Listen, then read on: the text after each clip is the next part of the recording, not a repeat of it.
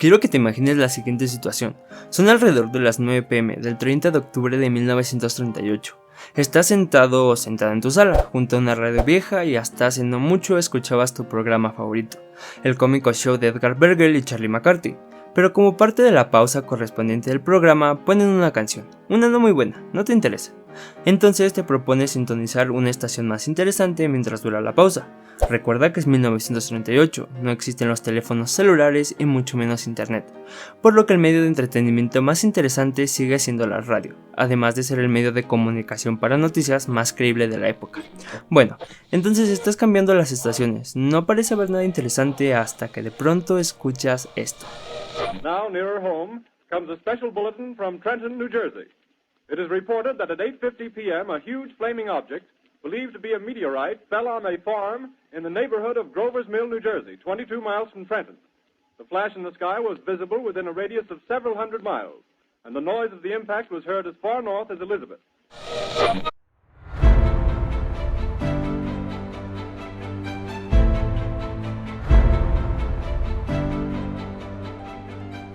De locos, ¿no? Pues eso fue lo que escucharon millones de estadounidenses cuando dieron con la estación de la CBC la noche de Halloween de 1938, desatando de esta manera una histeria colectiva como ninguna otra.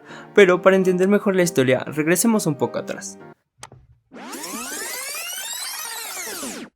1938 fue un año repleto de disparidad. Ya sé, me encanta la palabra disparidad. Bueno, durante este año se presentaron acontecimientos como el nacimiento de Superman el 18 de abril, la fusión del átomo, el inicio de la energía nuclear, pero también fue el año en que se inició la agresión alemana.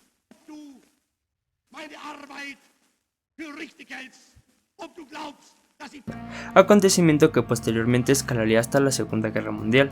Es debido a esto que, con tantas noticias negativas sonando en la radio, el público necesitaba evadirse, necesitaba un poco de distracción positiva, con lo que entraron en auge los programas de variedades, especialmente el cómico show de Edgar Bergen y Charlie McCarthy, el cual absorbía el 90% de la audiencia de radio, aunque claro, no era el único, pues por su parte la CBS tenía el Teatro Mercurio a cargo de un joven de 23 años de edad llamado Orson Welles.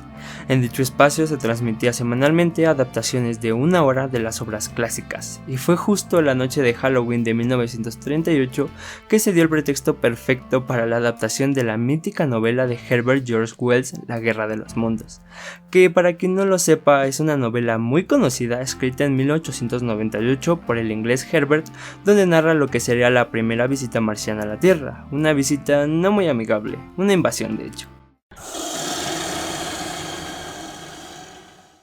Bueno, el caso es que para dar mayor credibilidad a la historia, se tomó un formato bastante peculiar, en el que supuestamente se emitía una orquesta desde el Hotel Meridian Plaza de Nueva York con el tema Stardust, pero dicha transmisión era interrumpida constantemente con una noticia de otro mundo, literalmente, en la que Orson Welles informaba que un astrónomo había visto una llamarada azul saliendo de Marte. Dicha noticia escalaba durante una serie de transmisiones e interrupciones hasta la llegada de unos extraños alienígenas a una granja en los alrededores de Gravel's Mill.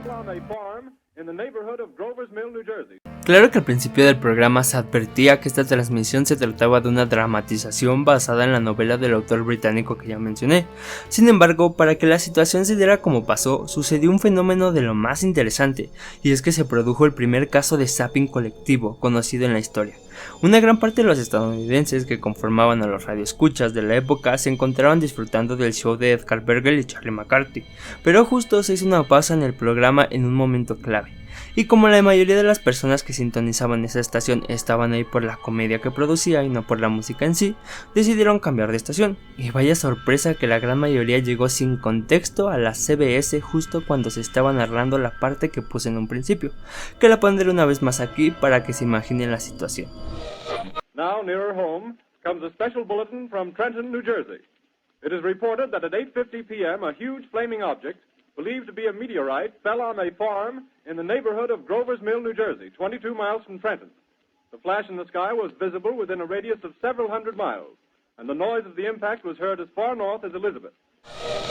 El hecho de que haya llegado la gente en este punto sin un contexto previo de lo que estaba sucediendo, aunado con el formato realista que se le dio a la narración, fue lo que realmente causó el pánico colectivo, además de que no poca gente fue la que formó parte de este zapping. Se estima de hecho que fueron unos 12 millones de personas las que escucharon la transmisión, y de esas 1.7 millones creyeron realmente en la invasión marciana. Claro que esto desencadenó una serie de eventos de gran tensión.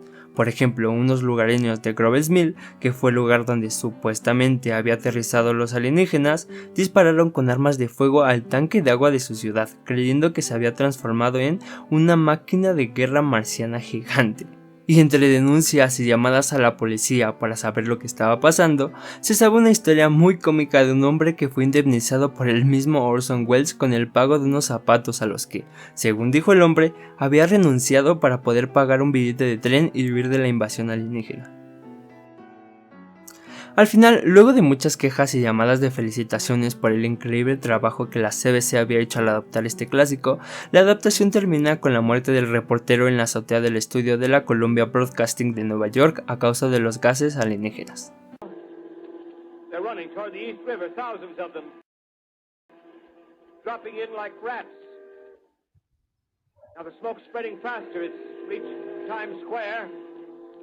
People are trying to run away from it, but it's no use. They're falling like flies.